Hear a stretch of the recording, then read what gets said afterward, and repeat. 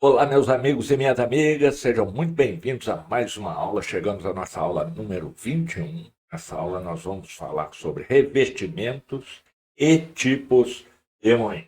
Antes de começarmos, eu gostaria de pedir a você que, se ainda não estiver inscrito no canal, por favor, se inscreva, deixe o seu gostei ou não gostei e acione o sininho para ser informado de todas as novas aulas que forem postadas no canal. Vamos lá, meus amigos, nós temos muita coisa para ver nessa aula.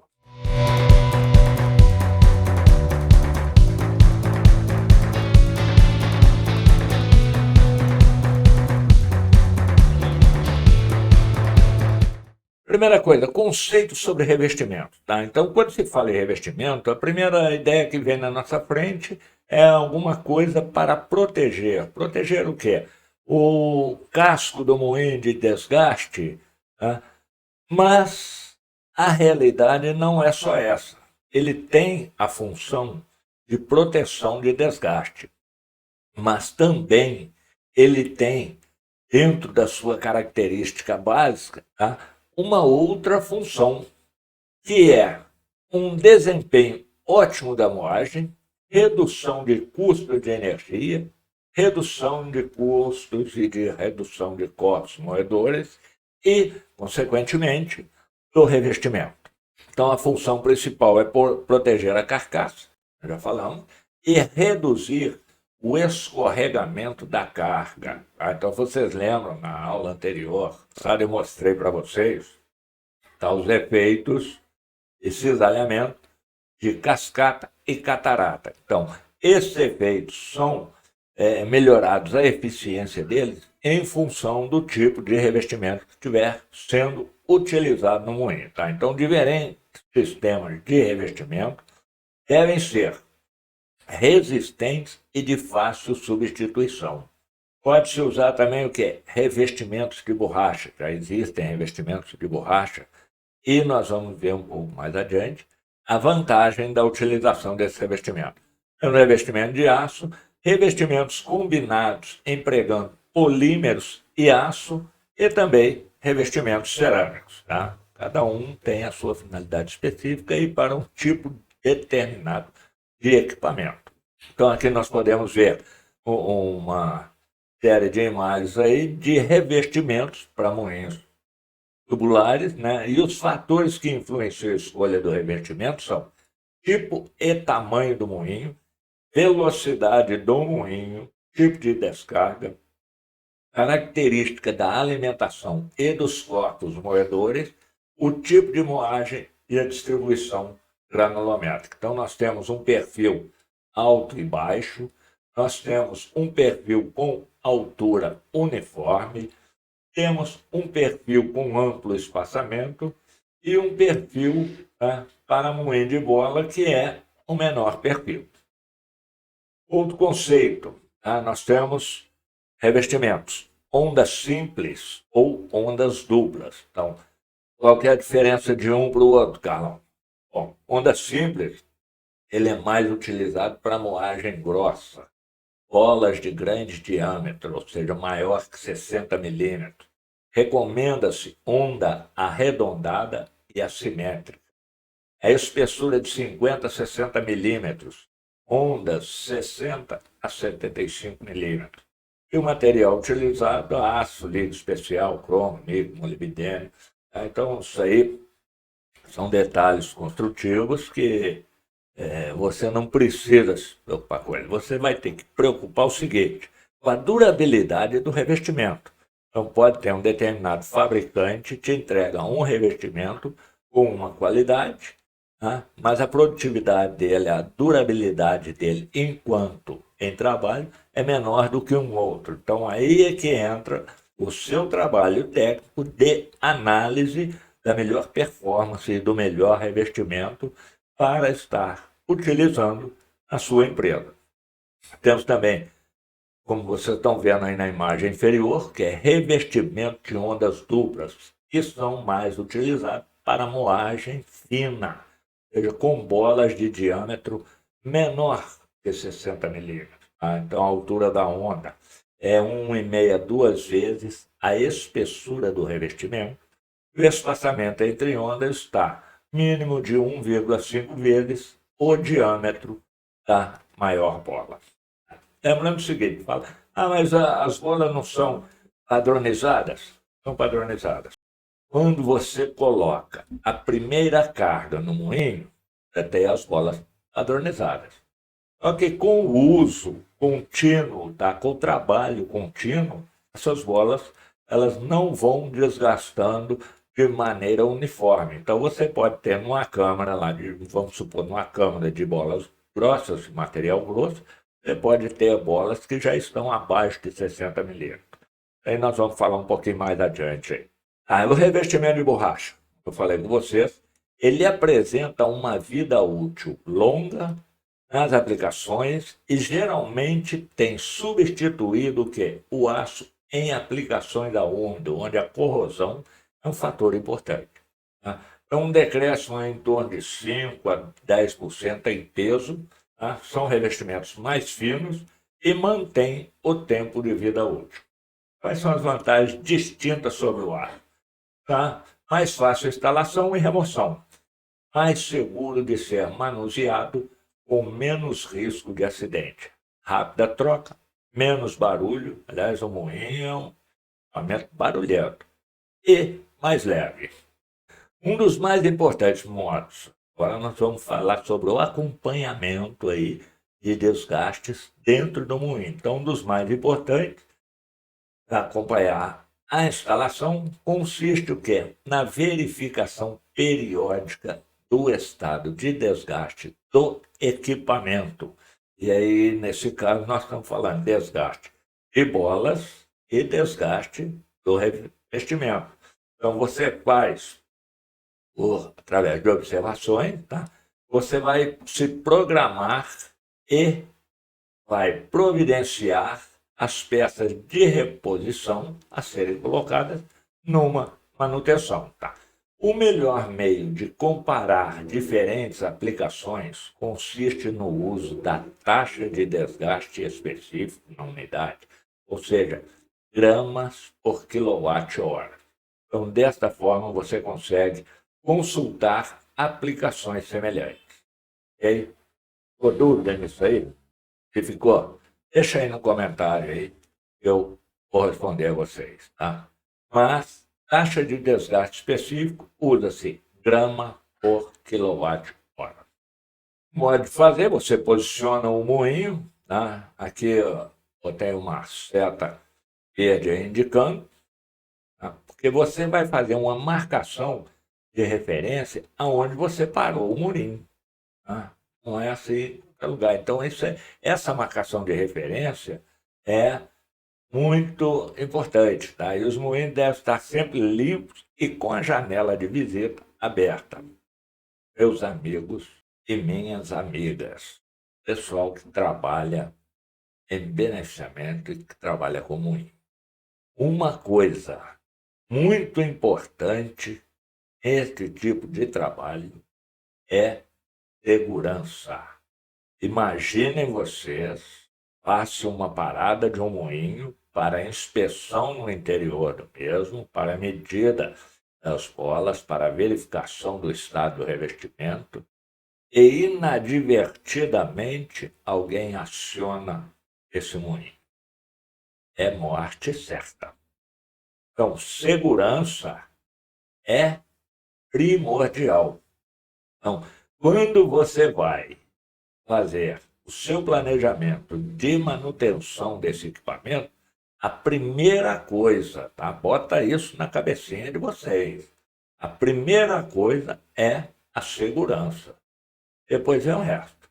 Porque se for fazer um trabalho desse e não se preocupar com segurança, meu amigo, está ferrado. Ou pode ferrar alguém. Tá? Então, frisando aí o que eu acabei de falar. Cuidado extremo com bloqueio elétrico.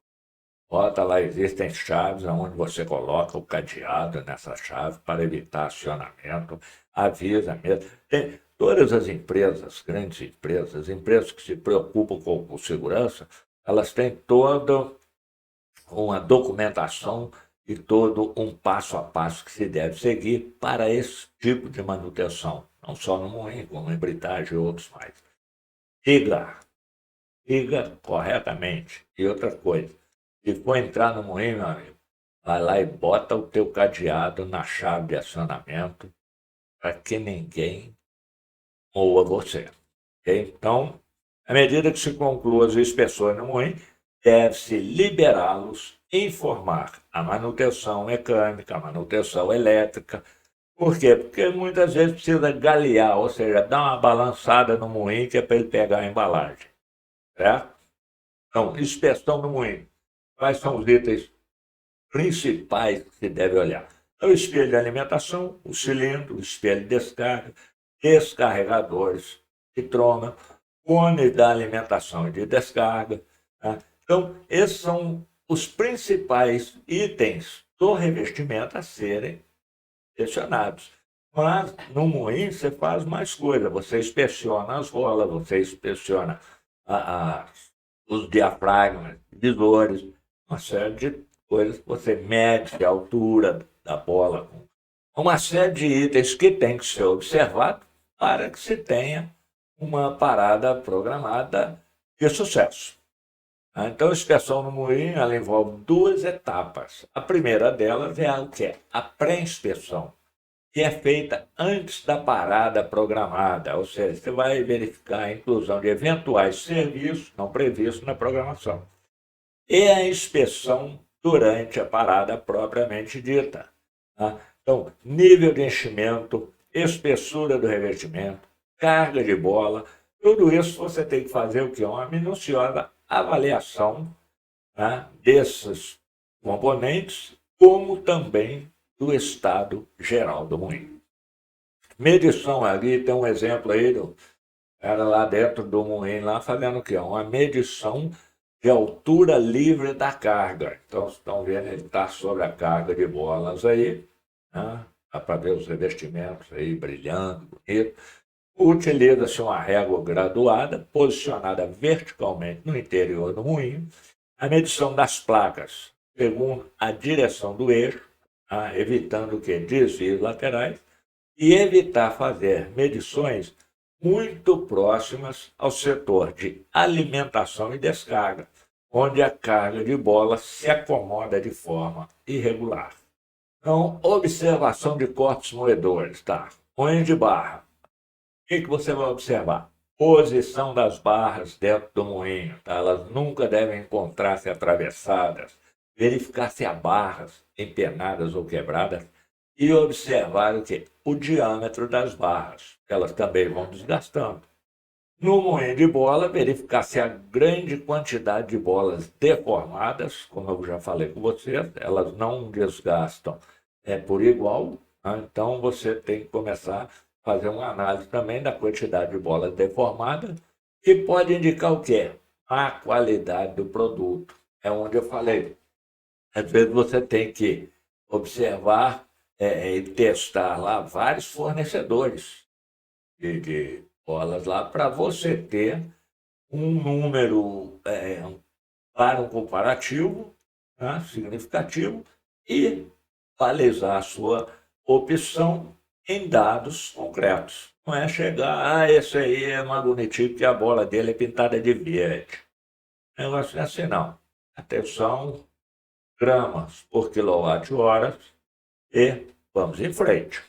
Então, agora nós vamos falar um pouco aqui sobre os diversos tipos de moinho aí que existem. Então, começando com moinhos verticais, tá? Podem ser moinho de bola com concepção mecânica e ação de moagem.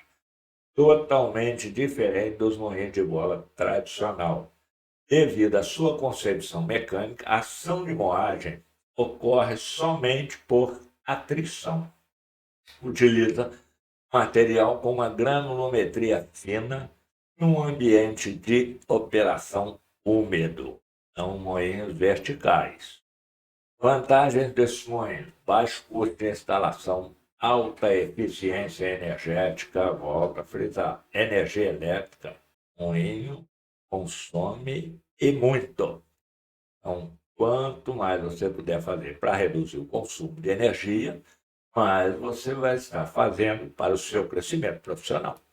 Menor espaço para instalação, baixo nível de ruído, normalmente abaixo de 85 decibéis, poucas partes móveis, dispensa o complexo sistema hidráulico, permite bom controle da granulometria do produto e consegue controlar a geração de ultrafinos, tá?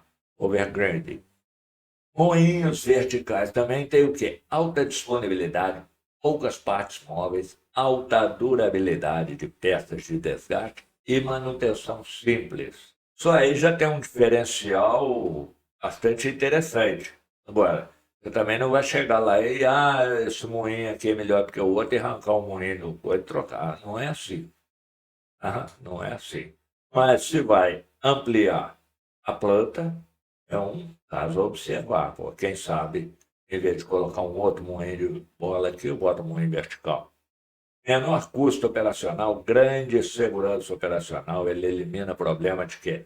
Carga congelada e operação em vazio.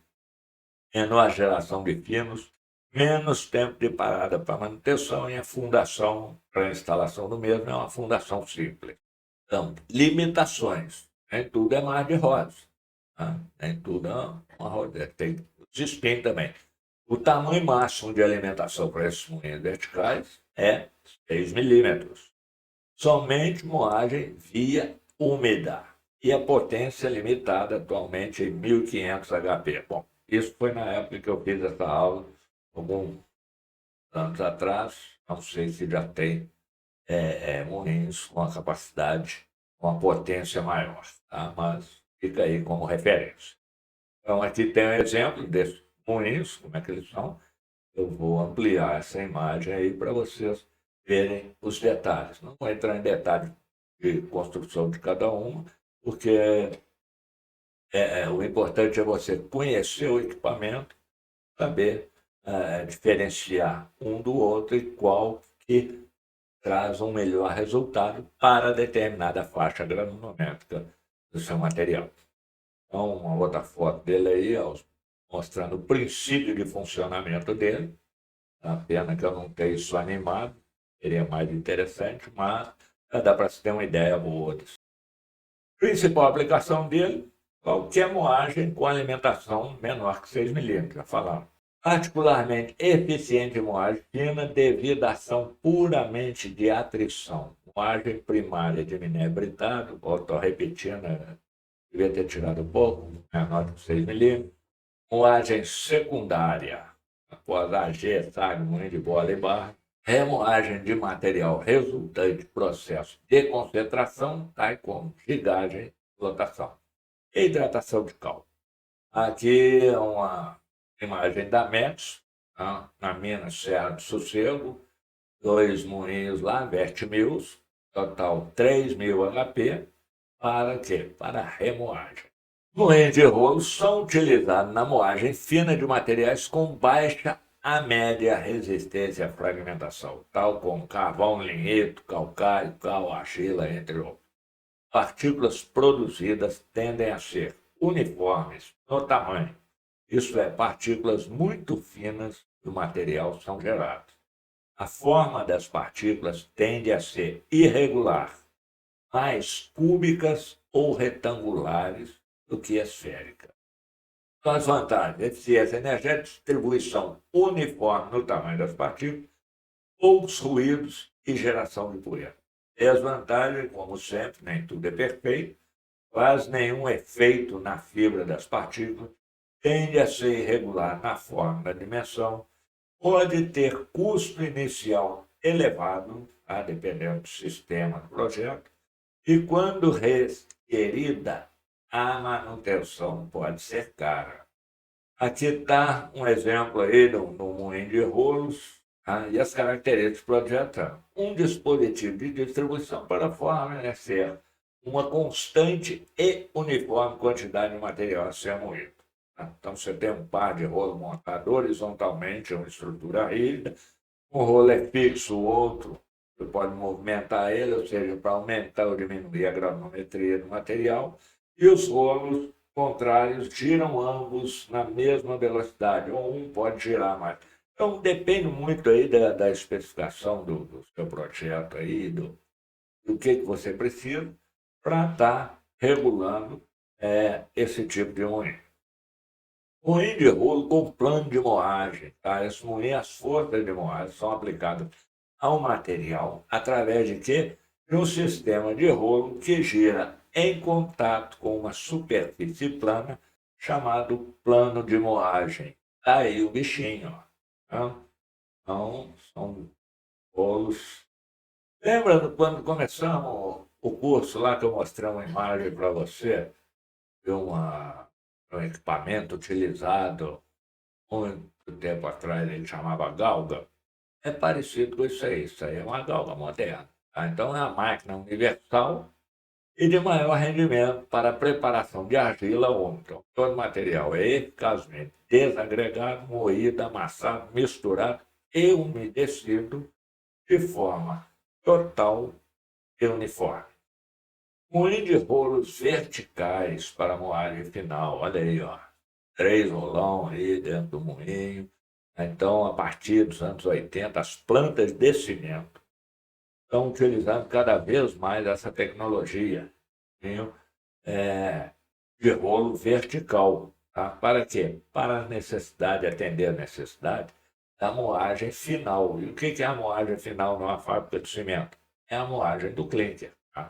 Então, os moinhos de rolo verticais eles apresentam um método de moagem compacto e eficiente. Permite que seque, moa, classifique todo o material dentro de uma parte do equipamento e é um espaço relativamente compacto. Aí, no final da aula passada, nós falamos sobre moinho autógeno. Então, está aí o nosso amigo. Ele utiliza, por que ele se chama autógeno? Porque ele utiliza um minério de granulometria mais grosseira, geralmente retirado do circuito de britagem ou direto da mina, como meio moedor. Ah, caramba, não tem bola nele, não? Não. É o próprio material moendo o material. Então, a vantagem em relação ao convencional inclui baixo custo de capital, facilidade de moer material úmido, circuito de moagem simples, grandes tamanhos de equipamento disponíveis, baixa potência requerida e mínimo gasto com meio moedor, seja ele barra ou seja ele bolas. E continuando, tá? A fabricação dele iniciou em 1950, atingiu maior utilização em 80, e a moagem pode ser realizada tanto a seco ou a úmido. Tá? A moagem a seco tem mais problemas ambientais. Não pode ser realizada para materiais que contêm argila e é mais difícil de controlar do que a moagem a úmido. E continuando na América do Norte, os moinhos autógenos primários são distinguidos porque possuírem diâmetros bem maiores do que o seu comprimento. Ele vê aí que eles são bem curtinhos, tá? A compensação tem um diâmetro muito maior. O maior moinho autógeno em uso possui o quê? 11 metros de diâmetro e 4 metros de comprimento, sendo acionado por um motor de 9.000 kW. O moinho em cascata é típico da categoria na qual o comprimento é 1/3 do diâmetro. Então, o moinho autógeno primário pode alcançar redução de tamanho de 25 centímetros para 0,1 milímetro. Distribuição do tamanho de partícula do produto depende quê? Da característica e da estrutura do minério a ser moído. A abrasão é considerada como o principal mecanismo de cominuição em moinhos autógenos. E os moinhos autógenos primários não podem ser selecionados a partir de ensaio de moagem. O moinho de bola para moinho de barras, eu posso fazer um ensaio com a planta piloto para selecioná-los. Já os autógenos, não posso. Por quê?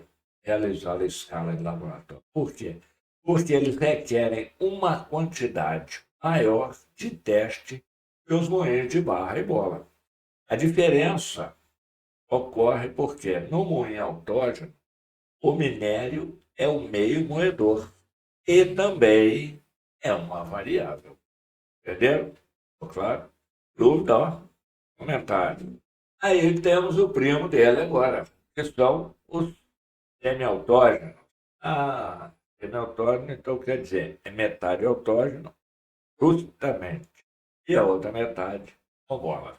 Então, nesse método, utiliza como meio moedor a combinação de minérios com uma reduzida carga de bola de aço.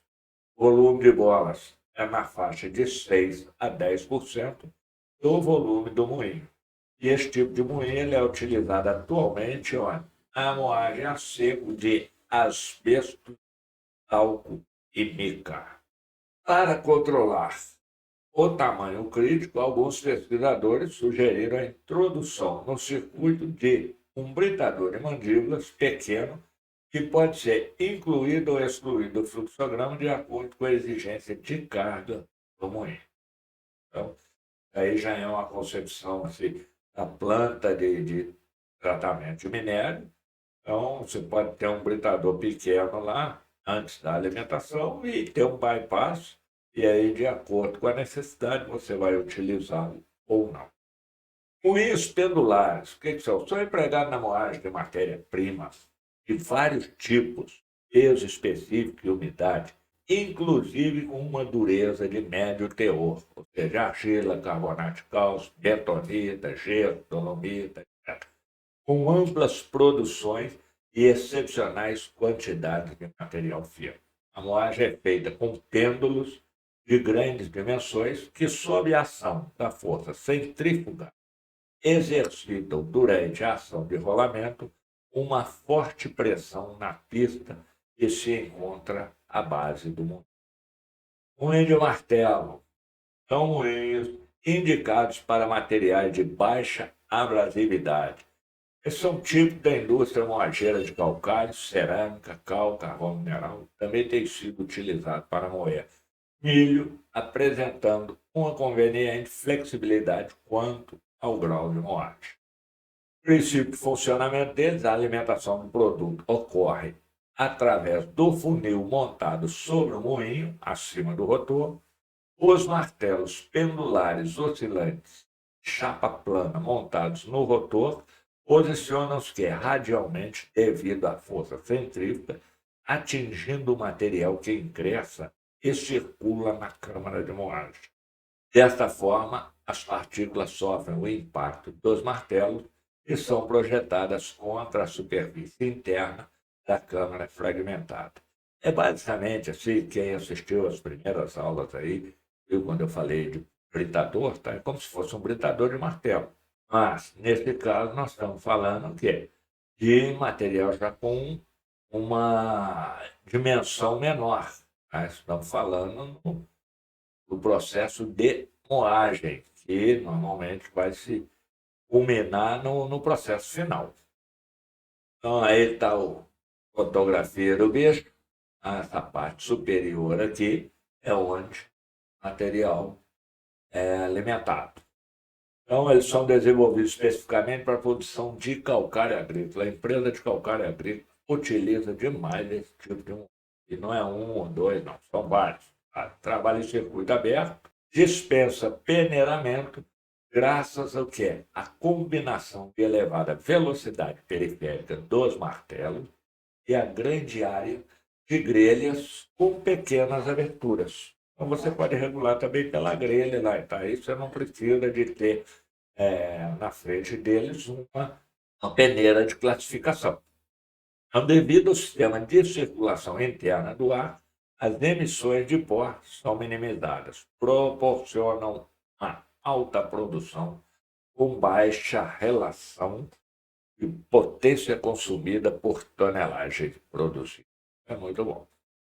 E nós temos uma outra série, tá? Mesmo tipo de moinho, tá? Mais uma série essa, que é desenvolvido para moagens finas de calcário, ou materiais de média dureza, possui grande versatilidade em diversas aplicações, pois permite vários ajustes para obtenção de granulometria e produção desejada, tal como posso ajustar a velocidade periférica, posso ajustar a potência, posso ajustar a abertura de grelha, a regulagem de distância da placa de impacto em relação aos martelos. Então, eles proporcionam uma gama imensa de regulagens que você pode fazer, que dispensa a utilização de outros equipamentos posterior a esses moinhos.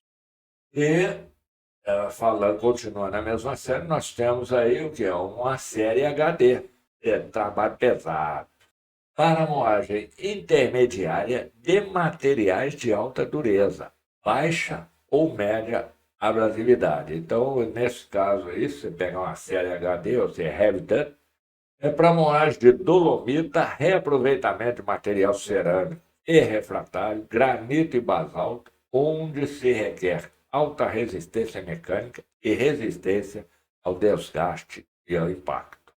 Moagem com jatos Jet Mill é um tipo de combustão por choque em que a energia de ruptura é oriunda da energia cinética das partículas. Então, durante os choques, a energia cinética é parcialmente transformada em energia de deformação, resultando na quebra das partículas quando a resistência da mesma é ultrapassada. Não esqueça, meu amigo, de se inscrever no canal.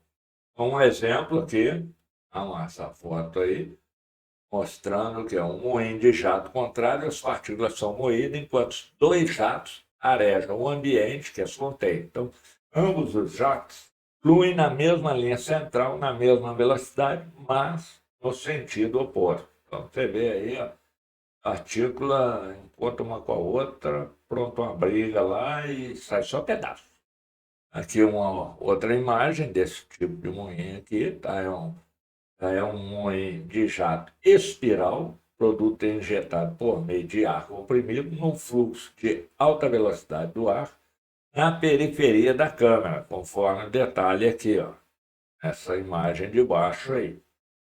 A redução de tamanho é conseguida o quê? Com um atrito intensivo entre as partículas.